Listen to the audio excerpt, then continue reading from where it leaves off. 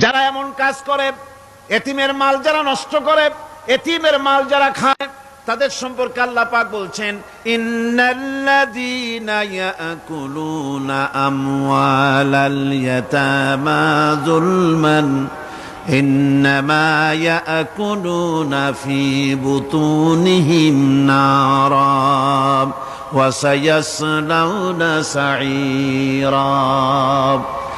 অন্যায়ভাবে এতিমের মাল যারা ভক্ষণ করে, তারা তো এতিমের মাল খায় না, বরং পেটের মধ্যে তারা আগুন ঢুকায়। পেটের মধ্যে কি ঢুকায়?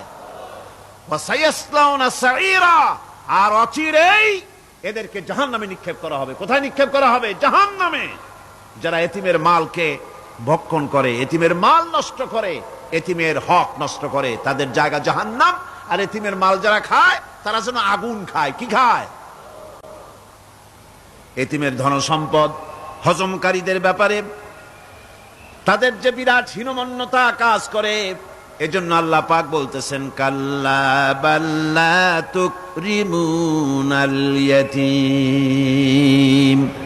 না, কখনোই নয়। আসল ব্যাপার হচ্ছে তোমরা হীনমন্যতার কারণে এতিমকে সম্মান দাও না, এতিমকে মর্যাদা দাও না। ওয়ালা তাহাজ্জুনা আলা তুআমিল মিসকিন।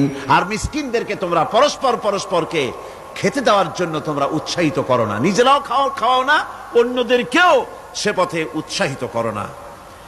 এই যে কাজগুলি তোমরা করো, এটা মস্ত বড় অপরাধ।